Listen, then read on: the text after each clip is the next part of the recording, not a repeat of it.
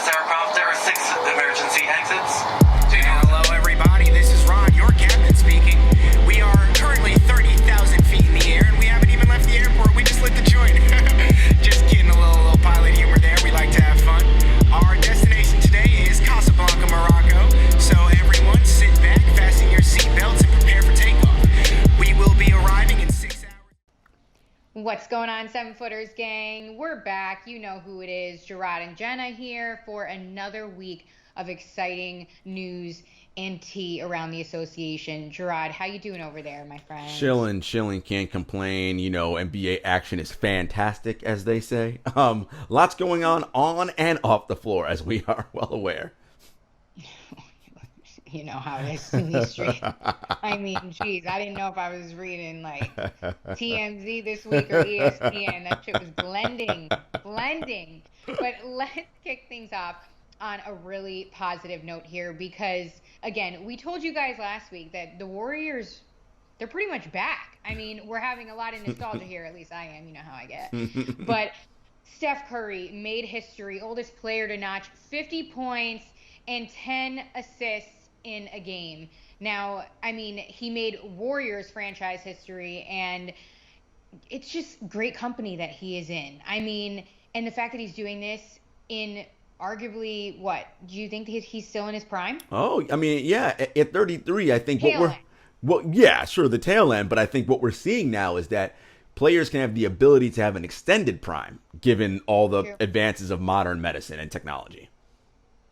That is very true. I mean, Steph Curry out here in these streets showing us that Father Time has not even met him yet in the same room. And like it has other players potentially. Well, remember what I said either last episode or the episode before last. So the year that they were in the finals last against the Raptors, that was 5 straight trips to the NBA finals. What happened the next year? He broke his wrist, was essentially out for the whole season. The next year, and plus the COVID break in between.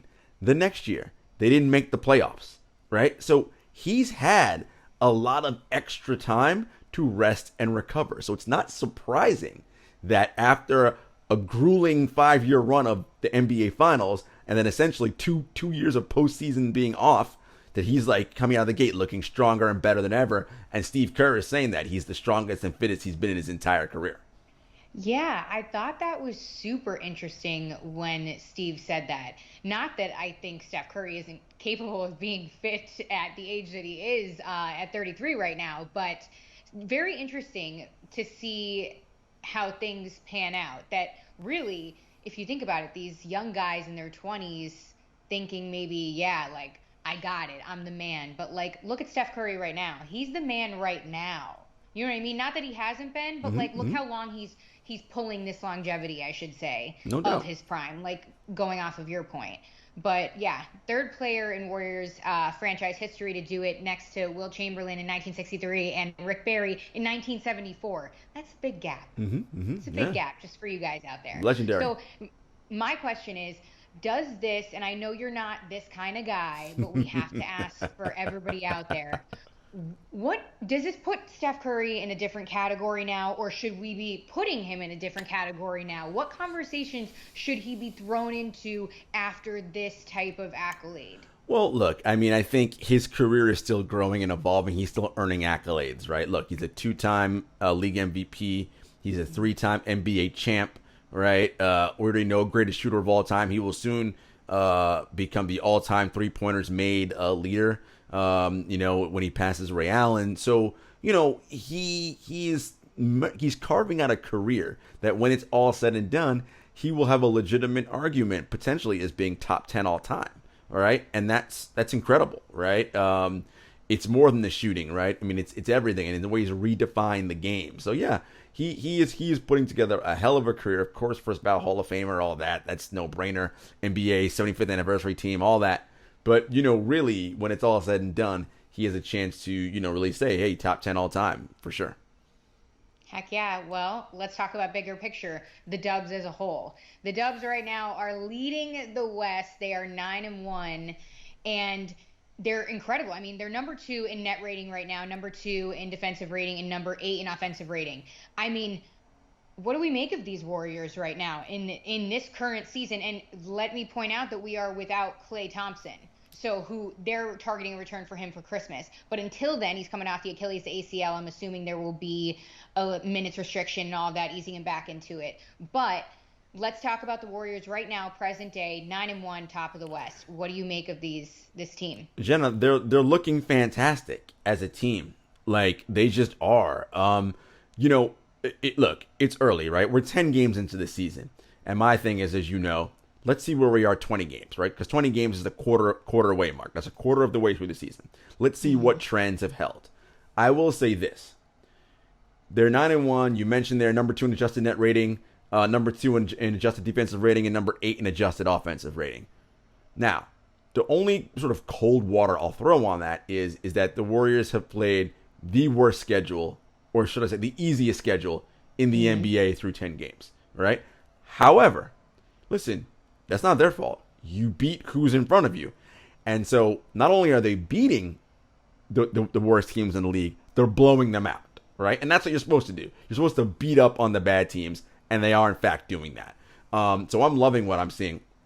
Those 2 years of not making the playoffs and the year when Steve Kerr said we're not chasing wins, there's kind of a long view in mind there, right? Jordan Poole, Juan Toscano-Anderson, all these players were developing because, Jenna, as you know, it is hard when you are a role player to play around and off of superstars. It ain't just, hey man, go stand in the corner. No. You have to know where you're supposed to be, where to move, where to cut to play off of a unique player like Stephen Curry, who does so much movement himself, right? And know where to be defensively. And that takes time when you're a young player. Like, young players don't know what the hell they're doing with that stuff. And particularly with the Warriors system on offense, that read and react system. It's something unlike they've played before in their lives. And we saw James Wiseman struggle with that his rookie year last season. But these guys have gotten better, Jenna. And now, Curry back, he's healthy. Draymond fully energized. This team is dangerous. I'm going to say this. Like, again, I want to see where they are 20 games in. But given the rest of the Western Conference, look, it's looking good for the city by the bay. Heck yeah, it is. Talk about a turnaround. I mean, they are the definition in my recent memory of just stick it out. It's going to be okay. Here we are. Yeah. I mean, honestly, talk about impressive, though. You mentioned him. I know we got to move on, but Jordan Poole, I mean, showing out. I mean, oh my gosh, Gary Payton, the second. Jeez. Andrew Wiggins is playing well. Yeah, man. This is great. Otto Porter. I mean, look, Bielitsa. Listen, what they are surrounded by on this team now, Jenna, are high IQ basketball players. And again, when you are playing in a read and react system like the Warriors and around a unique talent like Steph Curry, you need high IQ players. That's how this is going to work. And look, as I said, it is looking fantastic. They're playing extraordinary defense. And you mentioned Klay Thompson not even back yet. Good things. Honestly, I mean, and he's looking good, again, in just some highlights that we're seeing. And you made a good point earlier about, this Warriors team getting so much rest, especially Klay. And again, Klay's going through a different type of rest and recovery, more extensive one. But it's great that he has all of this time and had all of this time. So, again, we'll see how that all plays out. We'll keep an eye on those Dubs because they're shining up in the Bay there. So, yeah, the last thing I'll say, Jenna, is I mentioned about the Western Conference, right? Look, the Lakers are a disaster right now. I don't know what's happening there. The Clippers aren't going to have Kawhi all season, so that's a problem. Michael Porter Jr. Is out for the foreseeable future, according to Mike Malone.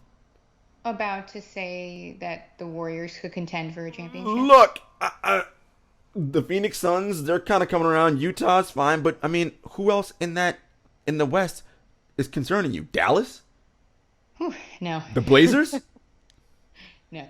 I mean, I love my Grizzlies, but, and they'll be fine, but they're not ready to make that next leap up yet. Look, I'm not saying the Warriors are going to win the West, but given all the things I just said. Again, I'll see where they are 20 games in, but if that West looking really weak at the top, particularly, or I'm saying after Utah and Phoenix, and let's be real, the Dubs are ahead of them all right now.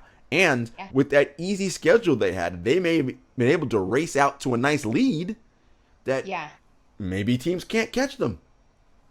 Again, early, I'm just saying. They have a nice little lead right now, so we'll see if they can hold on to it. Let's talk about some more dramatic things, because it's the association. What isn't dramatic these days? I just smash everything near me.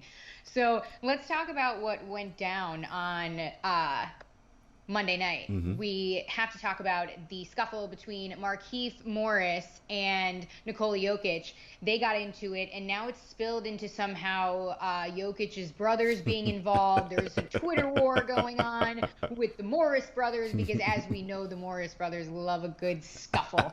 So let's talk about this between the Nuggets and the Heat. It didn't matter that Denver won, because all that mattered at the end of the game was the 2 ejections in Jokic and Morris, and then a technical foul because it's Jimmy Butler and he had to get some words in as well, because why not? He is the ultimate friend, though. We'll circle back to that in a second. But let's go down the line here, because in the short, it all started when Morris had a hard foul on Jokic. Yokic obviously remembered that one, because when he came back down the court, he completely blindsided Morris, hit him from behind. Morris's head looked like it snapped back a little bit, the neck area there. Who knows? I'm no doctor. He hits the floor. The medical staff comes out, but he walks out to the bench on his own. Then everybody gets into it. The coaches come out. They're yelling words. Butler gets a technical. Both guys ejected. Ejected. Denver wins the game. Then, did you see the photo? Oh, yeah. Oh, I saw the photo. If we had a production team, we would show you the photo right here. So this awesome Denver-based photographer catches this photo backstage at Ball Arena in Denver, and it is iconic, to be honest. And I hope nobody was hurt at all, but just the photo was iconic. It is literally... It has to be one of the front office guys from Denver standing. No, it was Andy Ellsberg. It was Miami Heat's GM who was blocking the door. Yes, he's blocking the door. Not gonna lie, it made him look real good. He looked really authoritative, and the championship ring, of course, was in the photo there, shining bright, I'm assuming. But anyway, let's get to the nitty-gritty. It was Bam Adebayo, Kyle Lowry, and Jimmy Butler stone-faced at the door, waiting to get a piece of the Nuggets, probably just Jokic, because let's not jump everybody. And at the locker room door, clearly they didn't get by in the photo anyway. We don't know what happened after that behind the scenes. I'm assuming nothing, but we'll wait for the tapes to emerge, maybe on social media. But... yeah, that photo, it reminds me a little bit of the Clippers hallway with CP3. He was probably at home giggling. What do you make of this? I mean, before we get into the sports side of it, because it's blown up into this entirely dramatic thing, like I just had a dramatic narrative just now, but what do you really make of this? I know you had some thoughts. Yeah. And I would love to know. And a lot of arguments I'm seeing on TV and on social media are more so of, who's to blame? Was it Morris that started it? But Jokic, you don't hit somebody from behind and blindside them like that. Right. What do you make of it? Look, the Miami Heat are probably the most physical team in the NBA. Okay? Yes. And the way that the officiating has been going this season, allowing a little bit more physical play, Miami is thriving. They are the kind of team, Jenna, that plays up to and sometimes over the line with their physicality. Bumping cutters constantly, right? After the whistle, a little extra nudge, right? Playing people hard when they come to the rim. All the hallmarks of Pat Riley and how he believes basketball should be played. Mm-hmm. Okay. In that game, when Morris did the, as Eric Spoelstra called it, the take foul on Nikola Jokic. The game was 111-96 at that point. Game was over with two and change left. Miami wasn't coming back. Okay, you wanted to stop that semi-break by Jokic. Jenna, we've seen that before. If you want to stop a semi-break, all you got to do is wrap the guy up around in the arms, hug him. That's it. Slow it down, right? And everybody goes about their business. Well, no problem. But Morris didn't do that, did he? he decided to, right, and by his own admission, he went on Twitter and said it, take a hard foul. Why? Because that's heat culture, right? That's what they believe as toughness. I see it differently. That's not tough to me. Like, that's weak, in my opinion. Like, you're getting your ass kicked. You were getting your ass kicked all game, and this is your response. Well, we're going to be physical with them. And again, that's a culture in sports, and one of the things that, like, I don't subscribe to. I never subscribe to the belief or the opinion that if some guy is cooking me one-on-one or whatever, because I can't stop him, my next reaction is now to commit violence. Yo, how about you play better defense? How about that? Right? Like, it ain't his fault I'm getting cooked, right? I need to be better. Look inward. So this whole idea about toughness, I don't buy into that. Now, should Yokic have pushed Morris from behind? Should he done that? He could have responded differently, no doubt about it. But to me, and we do this thing all the time in sports, why are we more mad at the retaliator than the person who initiated? Again, if he just hugged him and wrapped him up, this doesn't happen. We just move on, life is fine. But no, Morris had to go that extra step. And he turns his back. My guy, why would you turn your back after committing a hard foul like that? Did you think that Jokic wasn't about that life? Because clearly he was and came after you, right? Is this an idea of Morris thinking, Jokic is soft, he ain't gonna do nothing? Look, you can call Jokic a lot of things. Soft definitely ain't one of them, okay? He is not soft. And, again, the idea that I can just do that and nothing's gonna happen, he won't retaliate. Listen, the Miami Heat don't get to be let off the hook on this. Like, that was wrong, and Eric Spoelstra, that was a dirty play. No, listen, man, no.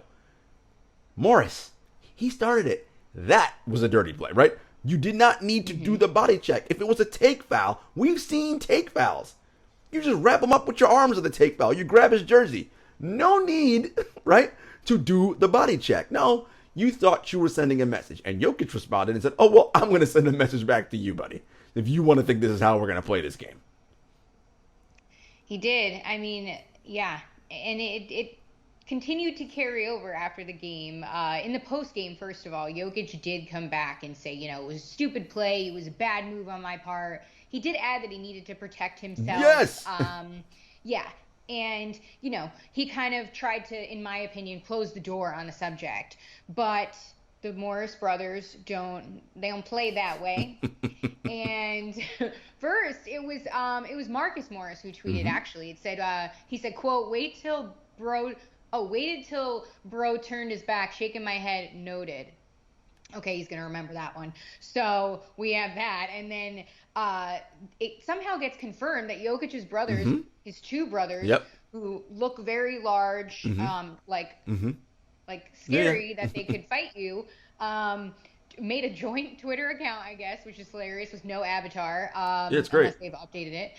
And they said, quote, you should leave this the way it is instead of publicly threatening our brother. Your brother made a dirty play first. If you want to take a step further, be sure we will be waiting for you. And I love that, Jenna, because I want to point something out here. It's American basketball players often think of Europeans as soft, right? That's been a label that's just been out there for a very long time. Maybe at one time it was warranted. It ain't warranted now. I would just like to point out that Nikola Jokic and his brothers are from a country in Eastern Europe called Serbia. For those of you that don't know much about Serbia, perhaps you should do some Googling and a little bit of cursory research into that country, its war-torn period of time, and that particularly the tail end of that Bosnian war was when Jokic was growing up. Jokic talked about bombings, having to go to bomb shelters and different things. I'm not saying Jokic is the toughest guy in the world, but if you grow up in a place where you had to worry about bombings, I'm pretty sure I'm not too worried about Marcus and Markieff Morris and whatever kind of beef they think they have, right? Like, so this idea that Marcus Morris is noted and all this other stuff, it's like, look, y'all may be from North Philly and you might be tough, but that's that American exceptionalism, as if North Philadelphia or the American tough cities are the only place where tough people in the world live. Again, Serbia, during that, no joke. Okay, so I would just say, let's not have this escalate into something more than it needs to be. True. And it looks like that's exactly what went down because Markieff Morris then tweeted that his mom told him to get off of Twitter. So he said, okay, love you, Mom. And he did not tweet. So thanks, Mom, for saving us another NBA fight that we don't need. So, again, on a real note, though, it's unclear if Jokic will be handed down a suspension. He probably will be. Yeah, with a flagrant 2, he's probably going to get at least 2 games. Look at that. Yeah, 2, you think? Probably 2, yep. All right. We shall see. Darn Scuffles. That's what happens when you play Miami. Man. Well, UD's probably like, let's go, boys. That's what I like to see. I mean, I would like to point out these two teams do play each other in 3 weeks in Miami on the 29th, I believe. So we shall see how what happens then. Wow, this is going to be fun. I wish I was going to be in the 305. Girl can dream. All right. Let's have some fun here and talk about which top 5 teams are we loving right now? Because, again, still early in the season, but we have enough to go off of that we can get a pretty good narrative of what we're going to be seeing here, pending injury and, of course, all of the mysterious things that go on in the association. Okay. So how do you want to do this, Jarod? So we'll go back and forth. We'll start with 5, and then we'll count our way up. So you start with who's your number 5 team. My number 5 team is the Hornets. Ooh, okay. Yeah, I'm loving the Hornets. And I say this because when's the last time we talked about the Hornets? Well, like, for real. they started the year well. They started the year well, but I mean like before this. Really, like, we had our classic dumpster fires. Hornets were one of them. And I'm so proud of them. I talked so much shit, and I'll admit it. I'm looking right in the camera. I admit it. But these Hornets, I like what I'm seeing. I love LaMelo Ball. I can't say enough good things about him. And I say this, I put them on my list, honestly, because of what I saw last night. And that was them taking the Lakers to overtime. Okay, yes, they lost, but it was by 3 points. That's it. See how unbiased I am right now? I see it. Look, the Hornets started the year well. They've been struggling a little bit lately, but no, it's not a bad pick. I'm going to go with the 76ers. I like it. The Philadelphia 76ers is my number 5 team. Look, no Ben Simmons. Tobias Harris is in COVID safety protocol. Embiid's missed a game or 2 here. They're playing well, man. Doc's got these guys. Tyrese Maxey, Shake Milton. Korkmaz is playing out of his mind. Seth Curry is shooting lights out. Like, heck yeah. They're doing well. So I like the Sixers as number 5. Who do you got as 4? Honestly, the Sixers. Mm-hmm. I'm impressed. Everything that you just said going off of that, I won't even stay long on it. But I mean, 8-3 record, they're leading the East right now, all going through this adversity period. And I hate the word adversity, but I just use it too much. But everything that they're going through with Ben Simmons from a team standpoint to a front office standpoint to a media and public standpoint. Mm-hmm. I mean, I'm sure these guys don't hear the end of it. And to stay locked in like that and perform like this out the gate, it says a lot about this team. It says a lot about Doc Rivers. They're my number 4. My number 4 is Chicago Bulls. Look, it's still early, and they played a soft schedule until last night when they played the Brooklyn Nets. And, they did turn it on in the fourth quarter and end up blowing that game out in the fourth. I will like to mention the Nets were on the second out of a back-to-back. So, take that for what it's worth. But Chicago was a lot better than I thought. The DeRozan, Lonzo Ball, Zach LaVine, Nikola Vucevic core 4, that's working right now. Again, I want to see where they are at 20 games in, but through 10, I like what I see. All right, who do you got as number 3? Yes.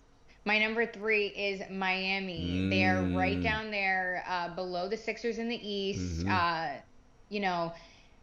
I love this addition in Kyle Lowry. He's adjusted to the Heat culture so perfectly and in a non-controversial way with the toughness, but he's running with them. He's really fitting in all aspects, and I like it. You love to see a good guy fit in after a move from a team that he's been with for a while, and he was a staple. I love it. And again, the Heat are just showing out after a pretty bad slump. So after going to the conference finals and the NBA finals, I mean, so, kudos to them. If they keep playing like this, they're going to be serious in the East. Yeah, I'm with you. Miami Heat's my number 3 team as well. For the reasons you said, the one thing that worries me about the Heat is their depth, right? Like, if Lowry or Butler or any one of those main guys suffers an injury, bam, that bench doesn't have much. But I'm loving what I'm seeing defensively out of them. Kyle's fitting right in.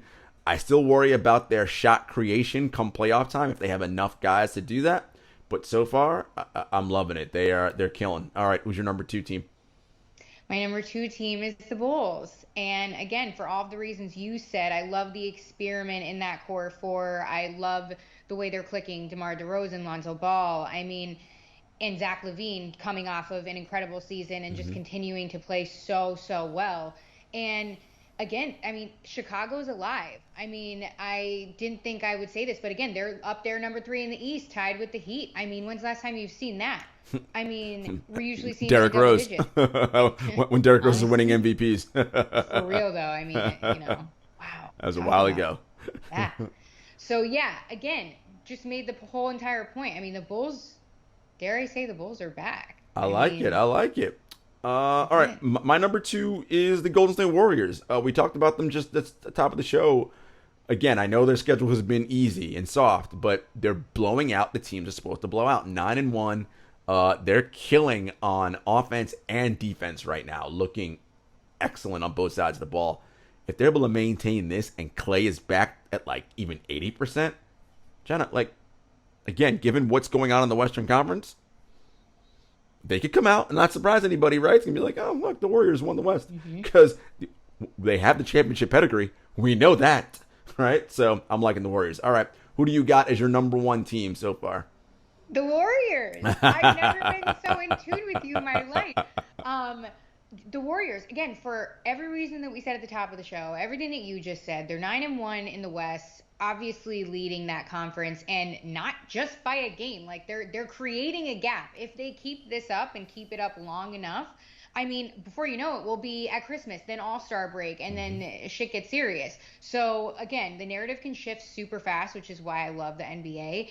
But these Warriors are super impressive, and it's really nice to see after a couple years of purgatory, really. So yeah. I love what we're seeing out of Steph. You can't help but be happy for the guy. I mean, he's one of those players like Dwayne Wade. You just love to see him succeed, even on his own. So I'm impressed with these Warriors. I never questioned the coaching, obviously. And their role players have just stepped up again. I mean, I don't know if they're just showing out because I don't know, but like if they keep it up, I mean, and Clay comes back and then they have, these extra guys to really fill gaps. I mean, there are problems. Dub Nation, rise up. I'm gonna say, get excited, City by the Bay. My number 1 team is the Utah Jazz. They, despite that 7-3 record, which of course 7-3 is still excellent, they are number 1 in adjusted net rating in the league right now. Number 1 on offense, number 9 on defense. They're doing Jazz things. Yes, I know what everybody's gonna say. Do it come playoff time. Yeah, we know this team has to prove itself when the postseason comes. Donovan Mitchell said, we got to get to at least the conference finals, or else, what is this regular season success? So I'm with them, 100% agreed. But right now, the way they're looking, regular season, this team is looking excellent again. All right, those are our top 5. Loved it. Oh, that was fun. We need to do that more. I really enjoyed that. That was good. Let's catch you guys up on some news and notes here, like we always like to do, keep you in the know, because we got more updates in the Sixers saga with Ben Simmons. It looks like things could be looking up, but you really don't know with the situation lately. It's like a roller coaster, but Ben Simmons agrees to meet with the 76ers mental health professionals. So before this, he had been refusing to meet with the Sixers personnel and their medical professionals. Now he has agreed. There was a meeting apparently on Monday. Nobody really knows what it entailed, but sources have told ESPN that he has agreed to take this next step with them. Once that happens, I assume that they are more on track with his mental readiness to get him back on the floor. But again, that seems like it's still at a standstill. And so far we know that they have reinstated the fines that they had initially pulled when he mentioned his mental health. It's a difficult scenario because anytime you're broaching the subject of mental health, they have to take it seriously. Now, I want to be clear about something. Ben was refusing to meet with the Sixers mental health professionals, but he was working with the NBPA's mental health professionals. Yes. And apparently that information was not being shared though with the Sixers, and that was their issue. And that was their issue, that he was not sharing the findings from those sessions, those notes with the Sixers health professionals. And that opens up a whole other can of like worms, so to speak, right?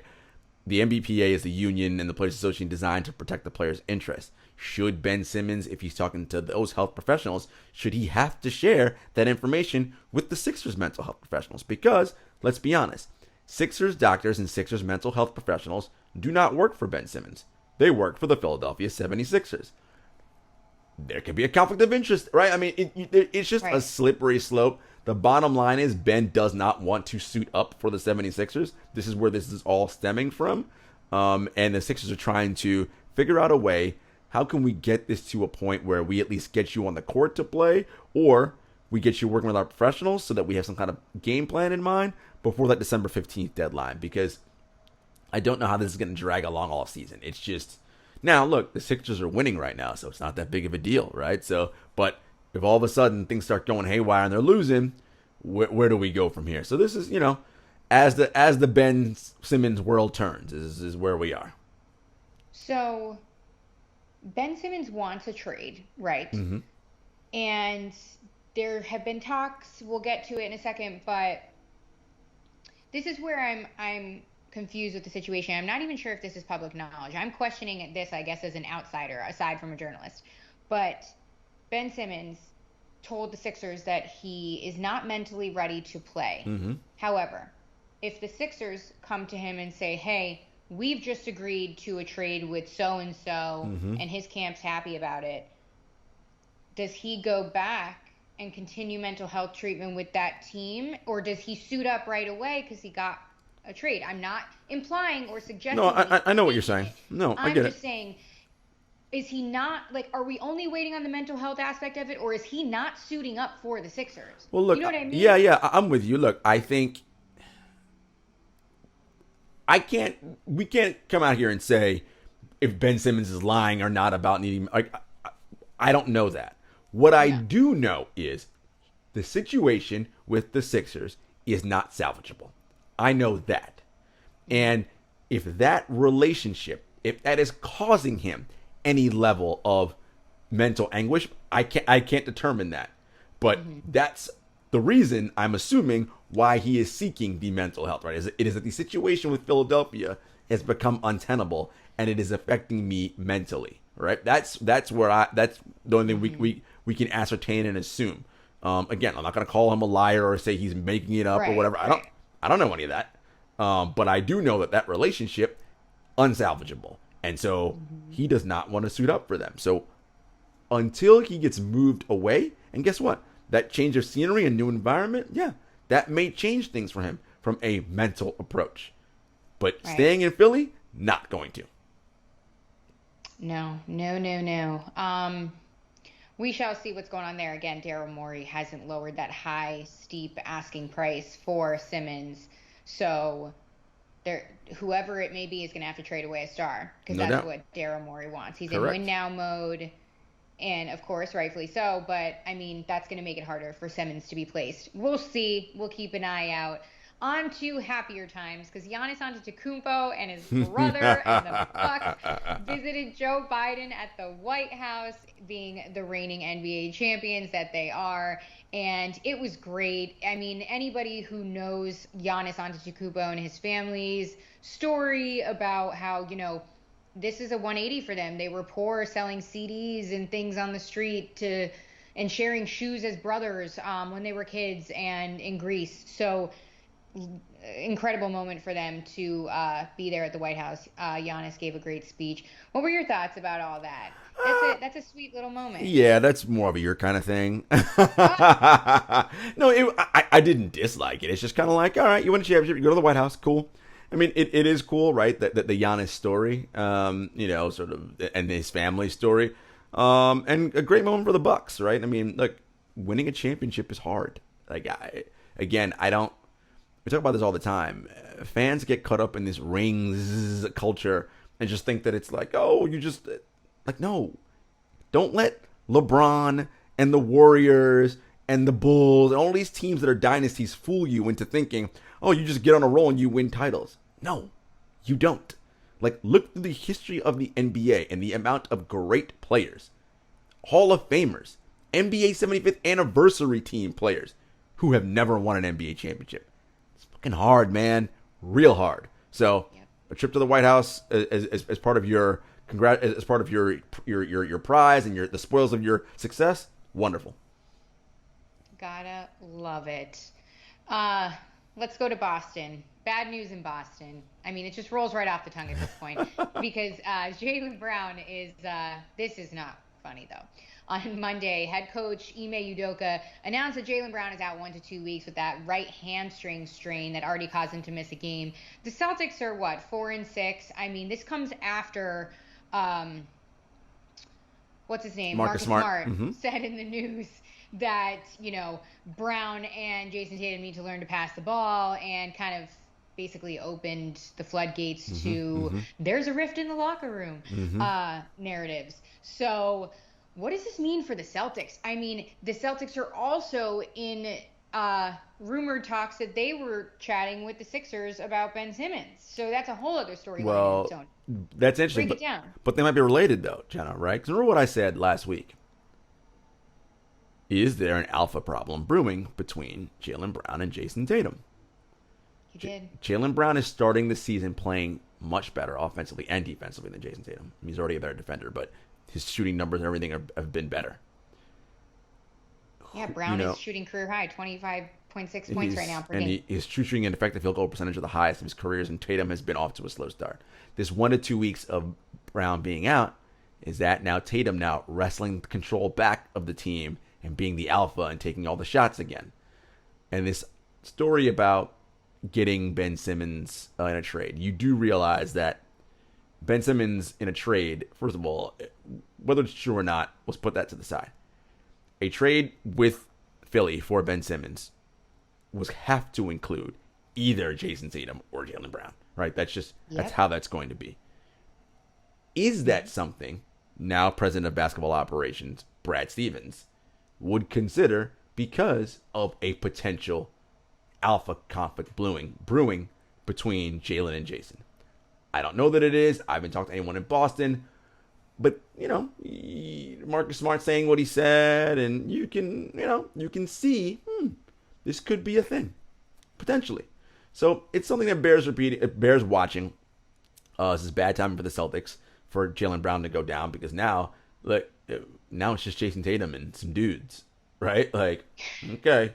I mean, look, no disrespect to Marcus Smart and Horford and the Time Lord, but it's like, what could potentially make the Celtics special are those two wings, are Tatum and Brown together, right? Well, now it's only one of them. So, we'll see. Man, this is not good for the Celtics, just because, again, first-year head coach in Udoka, and you trade away Kemba Walker to the Thunder. He ends up with the Knicks. What's up? But, I mean, what's going on? I mean, not good. And plus, Jaylen Brown, he was hurt at the end of the season last season. So this was supposed to be kind of a little bit of a resurgence of sorts. It'll be interesting. I hate to say this, but I think that Marcus Smart, there could be you're right, an alpha problem in Boston. Could be. Who knows? This is the stage where it becomes challenging, because when you're a young NBA player and you're coming into your own and you're developing, you want to shine, and it's hard to sometimes share the spotlight with another guy who is also ascending and shine, right? It's it's a delicate balance of walking that line. And we know through the history of the NBA, dynamic duos that particularly when they were younger, splitting up because of the sharing the spotlight thing, right? It's a thing. It's a thing. Oh, a thing it is, but what is not a thing is the fact that we're not going to be splitting up because we'll be back next week.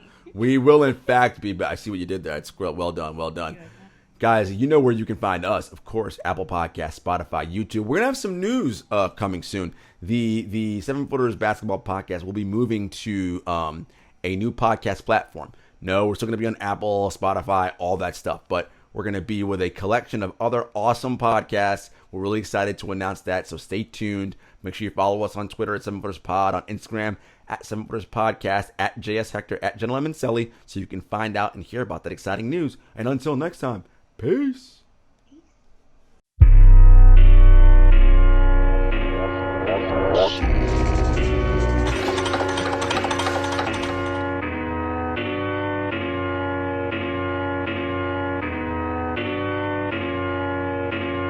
Spent a couple years out here with these raps, trying to have a plan that we made come true. Applied to some jobs, but I ain't hit back. I don't wanna trap, what's a man gon' do? Chevy told me come